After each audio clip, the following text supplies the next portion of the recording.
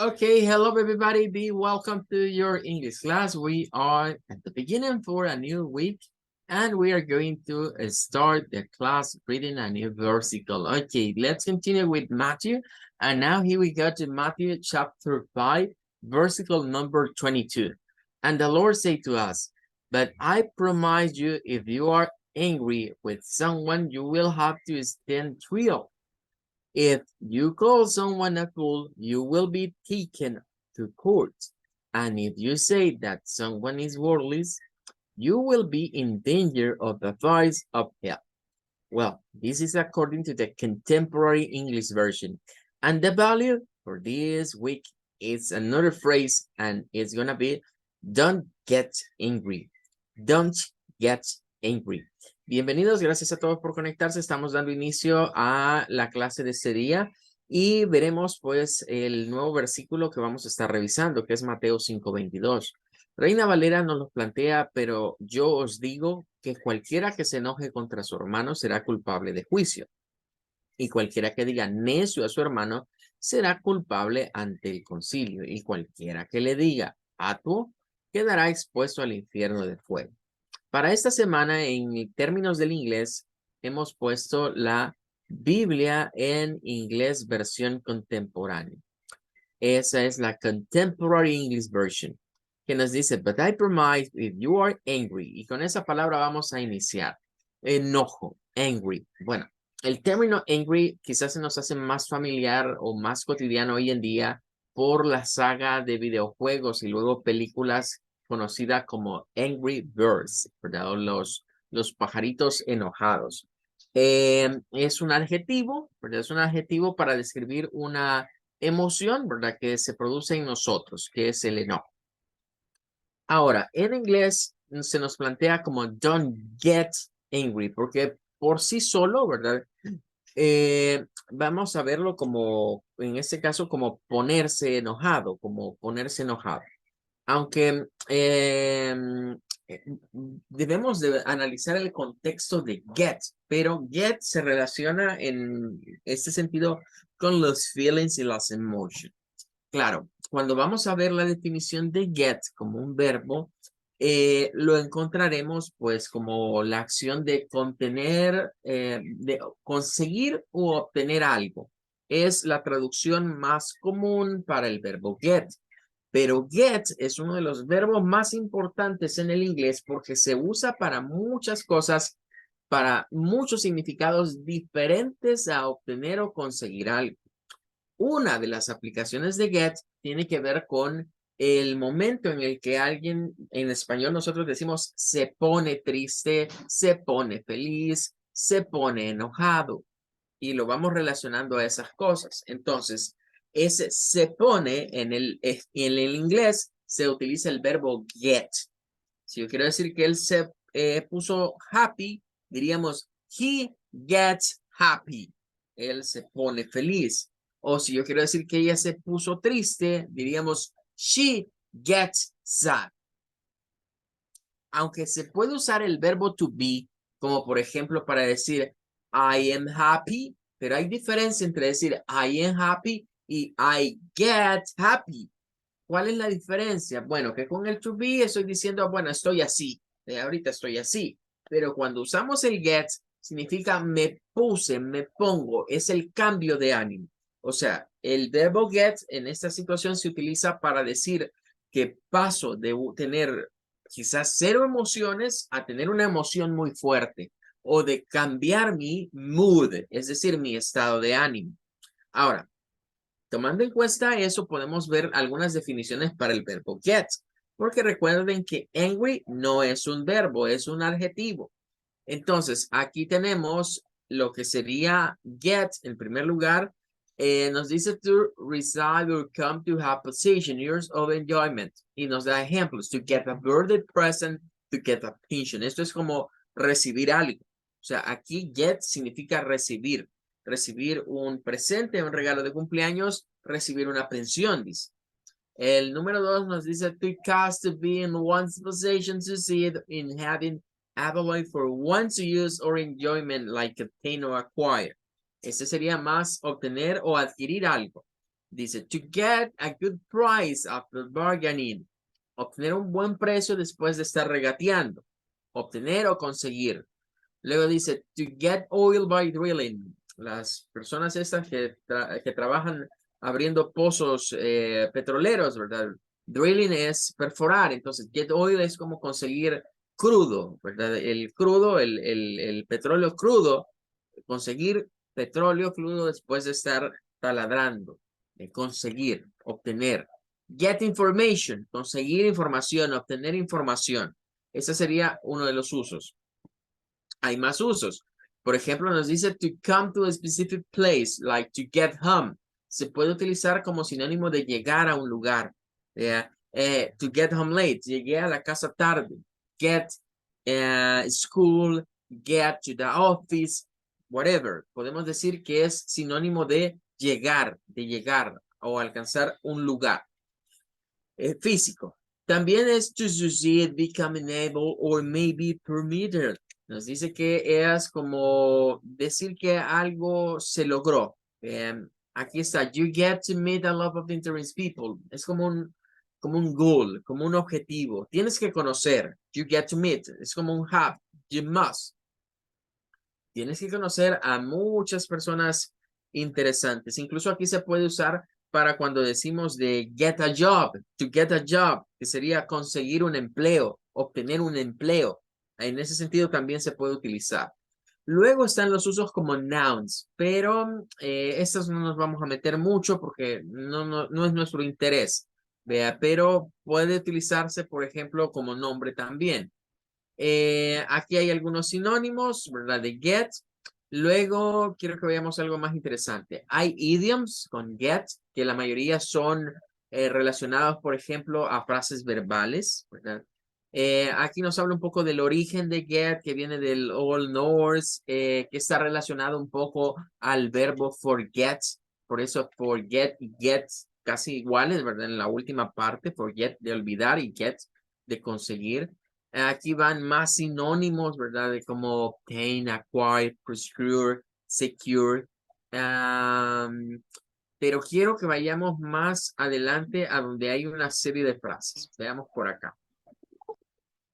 Esta es otra definición de get. Esta es una definición curiosa porque tiene que ver con el hebreo, que es precisamente el gittim, pero eso es algo hebreo. No nos vamos a meter ahorita con eso. El que sí quiero ver, por acá tenemos que estar ya cerca, son el listado, eso cabal, miren. Estas son idioms que comienzan con get. Algunas son frases verbales, otras son idioms. Pero todo este listado que está aquí en dictionary.com, todas estas son palabras o acciones, mejor dicho, frases para usar en inglés con el verbo get. Y no tienen nada que ver con lo que sería lo que hemos estado hablando de las definiciones de get. Así brevemente, solo por tomar algunas. Por ejemplo, tenemos get sick. Esta de acá, get sick, que sería enfermarse. Luego tenemos, por ejemplo, get a fix, que sería como, bueno, arreglar algo o conseguir que algo se solucione. Tenemos también get after, que es como estar detrás de alguien, cuidándolo, como take care, como cuidar a alguien mucho. Tenemos también, por ejemplo, veamos por acá otro, bueno, el get up, que ya la conocemos, que es para decir levantarse, ¿verdad? Por ahí aparece get up. Tenemos también el get across, creo que está por acá, get across, creo que ya lo pasé, pero el get across es como darse a entender. Get better, que está por aquí también, que te mejores pronto, cuando alguien está enfermo, get better, que te mejores pronto. Get down, que literalmente es tirarse al piso. Por ejemplo, cuando hay una balacera, ¿verdad? Y pues la gente le dice a uno, hey, get down, al suelo, al piso, abajo. Bien. Tenemos también, tiene que estar, por ejemplo, por acá. Vamos a ver, get up, ya lo habíamos mencionado, pero hay algunas variantes del get up. Tenemos get well, que es otra forma de que te mejores, que te recuperes. Está el get over, por ejemplo, que está aquí, que ese tiene que ver con sobreponerse a un rompimiento cuando hay una relación, por ejemplo, nosotros decimos superar a alguien, superó a la fulana de tal, superó al fulano de tal, cuando una pareja rompe, ahí se suele usar get over. Está también ese get in touch, que es como cuando decimos estaremos en contacto. Entonces, el get tiene una infinidad de usos en el inglés y se convierte en uno de los verbos más importantes. No es verbo de los verbos auxiliares, porque normalmente hacemos énfasis en el verbo do, en el verbo have, en lo que es el will eh, y, y el to be, ¿verdad? Pero el verbo get es uno que no forma parte, digamos, de los verbos que normalmente clasificamos dentro de verbos auxiliares, pero que se usa casi como un verbo auxiliar en el inglés o con la misma frecuencia. En este caso del versículo que estamos estudiando esta semana, pues se utiliza con un feeling o emotion, con una emoción, con un sentimiento. Cuando se usa la par de un feeling and emotion, significa ponerse de esta manera, ponerse con ese sentimiento, con esa emoción, el cambio en el estado de ánimo de la persona. Entonces, cerraríamos acá y haciendo el llamado, vamos a seguirlo hablando esta semana, de que Jesús nos dice que no nos enojemos contra nuestros hermanos. Don't get angry. Bueno, vamos ahora a continuar con lo que nos falta cubrir del future tense. Vamos a hablar un poquito más del Future Continuous Tense y terminaríamos, digamos, este material con esta infografía. Nótese que tenemos las tres oraciones elementales, affirmative, negative, and question forms. Y la estructura sintáctica de ellas. Subject para la afirmativa, luego vamos con will, luego vamos con be y luego vamos con el verbo en ing, que es el presente participio.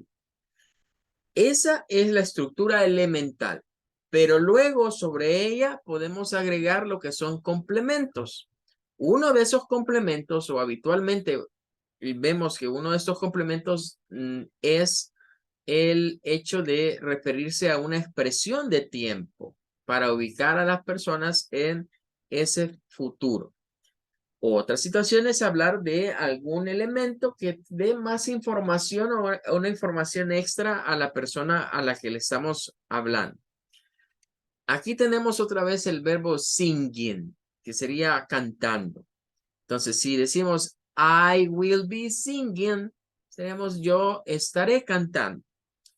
En esa oración elemental decimos que la ventaja que tenemos con el Future Continuous Tense es que podemos reemplazar, podemos reemplazar el pronombre personal por cualquiera y el resto de la oración se va a mantener inalterada.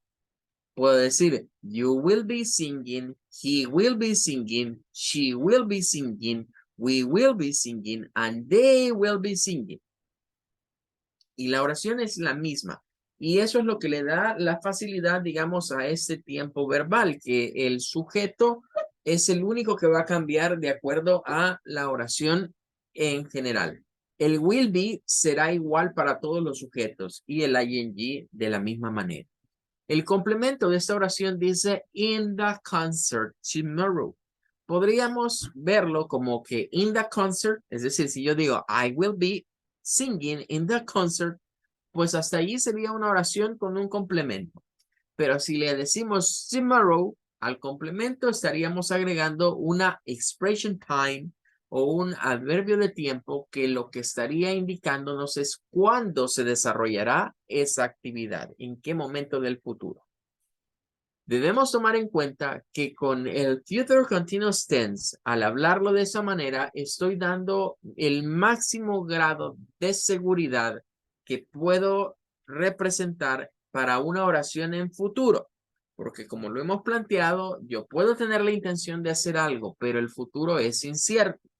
Sin embargo, cuando lo hacemos con will be y un ing, es yo estaré cantando. Damos como esa seguridad, queremos dar casi el 100%. No se puede el 100% porque siempre puede suceder algo. Entonces, quedémonos con un 90%, un 90% de posibilidad de que eso ocurra, lo cual es muy diferente a hacerlo solo con will. Porque con el will, bueno, puede que sí, puede que cante, puede que no.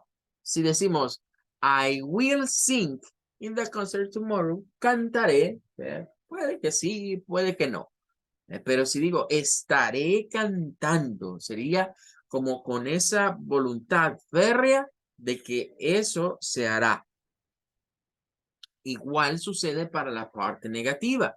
En esta tenemos el subject al principio, luego will not y luego el be. Recuerden que el will not es muy común que lo contractemos y digamos won't. No hay nada de malo en decir I will not be singing, pero es más frecuente decir algo como I won't be singing. I won't be. I won't be. No estaré cantando. Si alguien me preguntó y yo le digo I won't be, no estaré, es que le estoy diciendo que no hay nada que me vaya a hacer cambiar de parecer. Si le digo, por ejemplo, I won't sing, no cantaré. No cantaré. Pareciera como que quizás me encapriché, ¿verdad? No cantaré. Pero el verdadero capricho es I won't be singing. Me enojé y no voy a estar cantando. Ya lo decidí. No voy a ir. No voy a ir a hacer eso. Esa ya es más seguridad sobre que no se hará esa situación. Bien, la anterior es que se hará, pero esa hay más probabilidad, casi de un 100%, que no lo haré. ¿Qué es ese otro 10%? Ese 10% es situaciones que me pueden hacer cambiar de parecer. Porque yo estoy asegurando esto, pero puede haber algo que me haga cambiar de parecer, pero no tan grande como el futuro simple. El futuro simple podría marcarnos un 50-50, un 50%. Sí, haré esto. No, no lo haré, pero es no con tanta seguridad. Con el going to, bueno, con el going to damos un poquito más y subiríamos quizás del 50 a un 70% de probabilidades, de intenciones de hacer las cosas. Pero con este es donde nos acercamos más al 100%. Incluso le podríamos decir que es un 99, un 99%, y dejar el 1% de probabilidad afuera. Ahora, vamos con las preguntas, con las question form. En este caso tenemos will al principio, luego el sujeto y esta separación del be. Es el lugar en donde el will y el be se separan. Will somebody or subject will be an ing. Y luego el question mark. Nos dice acá. Vean que no es will I, porque si lo hacen con will I es como preguntarme a mí mismo. Y aunque se pueden hacer como preguntas reflexivas, ¿verdad? No es esa la idea. Es más como que hiciéramos a tú. Will you be singing in the concert tomorrow? ¿Cuál es el efecto que se produce en este tipo de interrogación? Es decir, ¿estarás tú cantando? ¿Estarás tú cantando en el concierto de mañana? Es como demostrar mucho interés por saber si la persona va a realizar o no esa actividad. Las preguntas con will, el sujeto y el be, will you be, will he be, will she be, will they be, will we, todas esas con el will, el sujeto y el be, llevan esa intención de querer como asegurar si eso va a ocurrir o no va a ocurrir. Si la respuesta a esa will you be singing in the concert tomorrow es yes, I will, es que la persona tiene seguridad de que lo hará.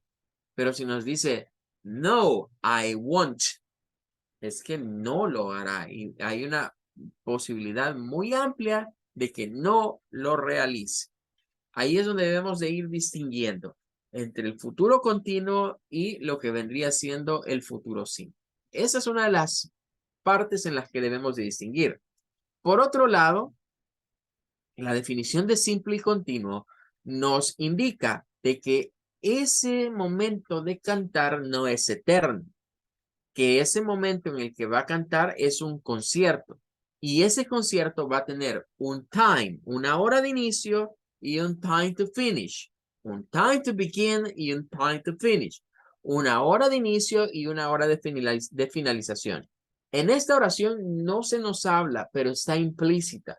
Si nos dicen que es un concierto de mañana, ya sabemos que ese concierto está programado desde un inicio hasta un final.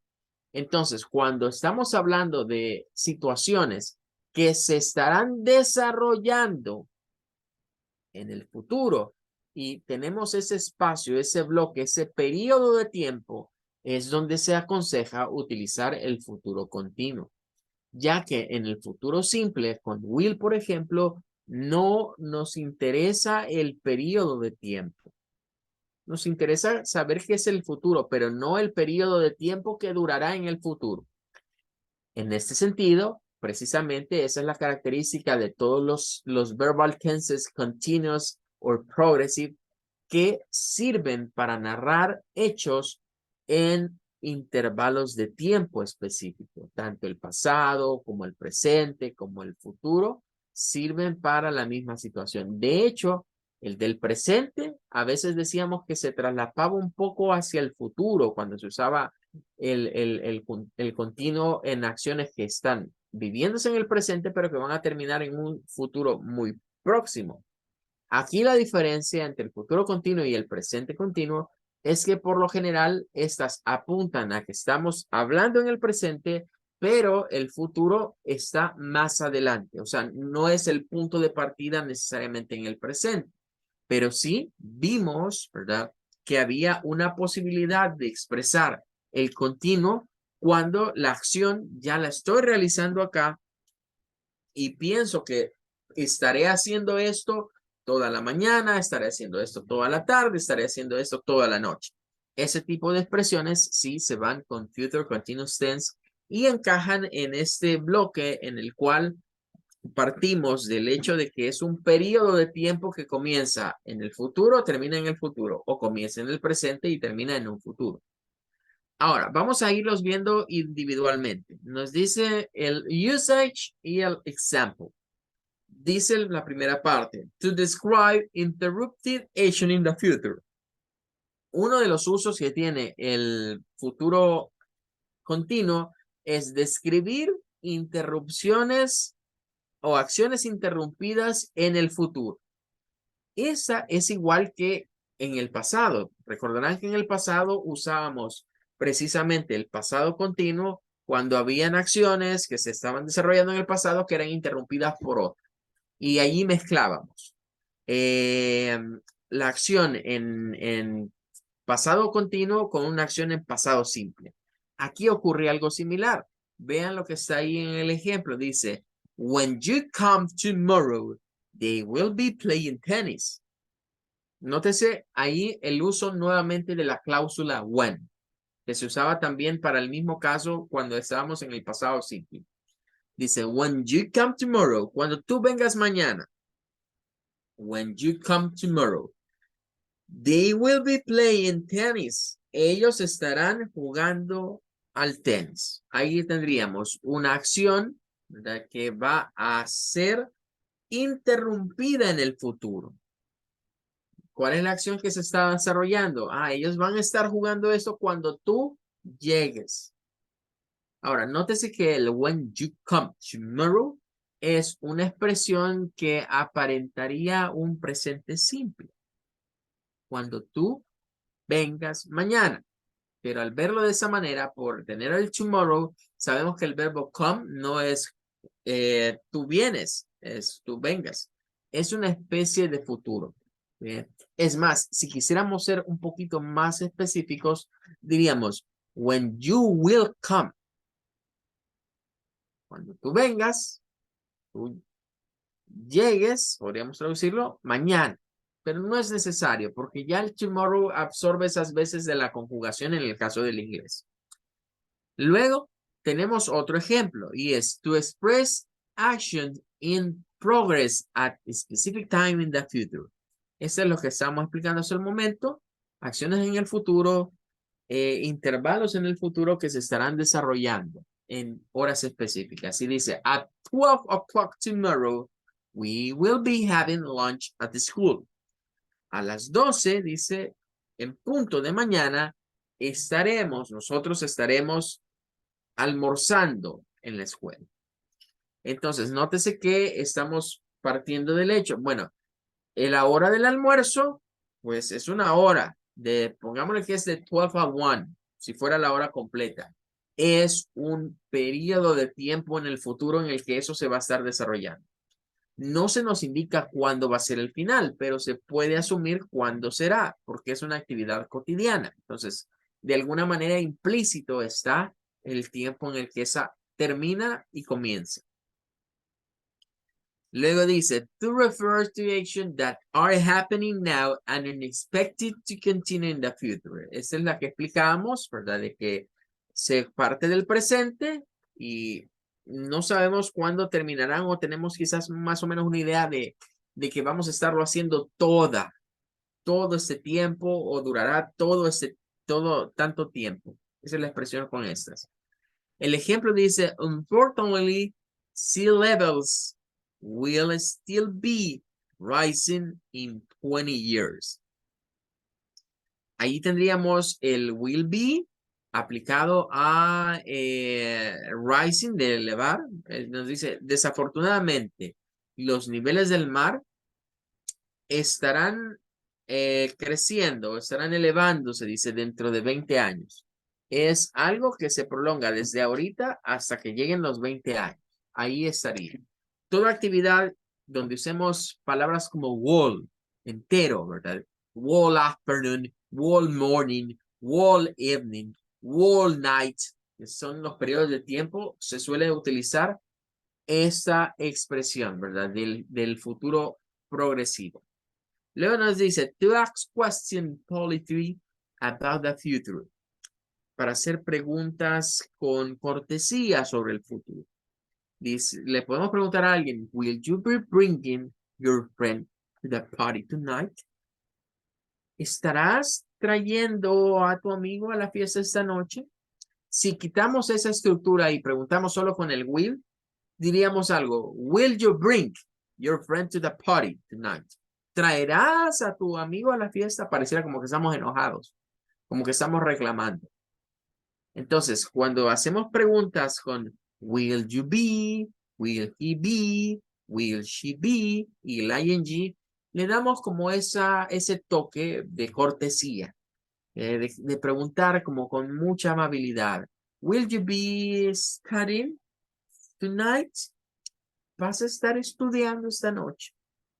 Will you be waiting? ¿Estarás esperando esta noche? Will you be watching TV? ¿Estarás viendo televisión? Le da ese toque como de mucha amabilidad a nuestras preguntas. En cambio, si solo preguntamos con el will, o si preguntamos, hey, are you going to? ¿Vas a estar haciendo eso? Pareciera como que no es que estemos haciendo una pregunta mala, pero suena más delicado decirlo con will you be. ¿Vas a estar haciendo esto? También nos sirve para emphasis of future plans and intention. Hacer énfasis en nuestros planes futuros e intenciones. Por eso decíamos, el hecho de decir las cosas con will puede marcarnos un 50-50. Puede que pase, puede que no. Decirlos con el be going to significa que yo los planeé en el pasado y que tengo mucha intención de hacerlo en el futuro. Me elevaría esa probabilidad a un 60-70%.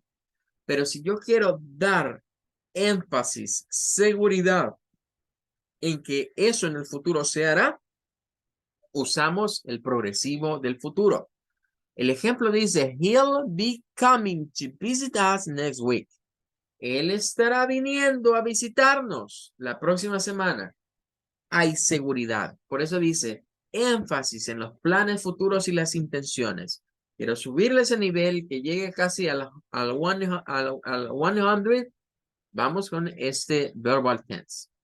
La otra dice to describe atmosphere in the future. ¿Se recuerdan que en el pasado progresivo había un uso muy similar a este, que era describir una atmósfera, pero aquello era para narrar un cuento, para contar una historia del pasado. En este caso no. En este caso es para narrar, crear una atmósfera de algo que ocurrirá en el futuro. Dice, when I arrive at the party, everybody will be celebrating. Some will be dancing. Dice, bueno, en el momento que yo llegue a la fiesta, todo el mundo va a estar celebrando. Y todos van a estar bailando. Entonces, al plantearlo de esa manera, they will be, somebody will be, o he or she will be, estaríamos como planteando el hecho de cómo nos imaginamos que eso se va a dar. Y ojo, esto de crear una atmósfera refuerza la idea de ese énfasis, porque estoy diciendo, estoy creyéndome que eso así va a ser. La última dice, to express parallelization or service of parallelization in the future. Es el mismo uso que teníamos para el pasado progresivo. En el pasado progresivo había una forma en la cual nosotros podíamos ir narrando qué iba sucediendo o un listado de eventos. Aquí se repite la misma situación. Podemos usar el pasado progresivo para narrar acciones que ocurren en el mismo momento en el futuro. Y dice, she will be watching TV and he will be cooking dinner. Ella estará viendo televisión y él estará cocinando. Esto es como adelantarme al futuro. No es que tenga una bola de cristal para ver qué va a suceder. Más bien es el hecho de que yo tengo ciertos elementos que me dan la seguridad de decir, ah, él va a estar haciendo esto, ella va a estar haciendo lo otro, porque los conozco y sé sus rutinas. Entonces, por eso digo, ah, ella va a estar haciendo esto en el momento en que el otro esté cocinando. Acciones paralelas. Bueno, con eso estaríamos culminando ya este material de los future tenses. Los hemos visto en un solo bloque. Nos falta hacer ejercicios, digamos, de esta parte. Y recordemos que hasta acá tendríamos ya dominio sobre 6 verbal tenses o 6 tiempos verbales que habríamos cubierto. Well, that's gonna be all. Con eso terminamos el día de ahora. Thank you for coming. I wait you on next class. Nos vemos el día de mañana. Goodbye. Take care. Bye, teacher. Bye, teacher. Bye, everybody. Thank you.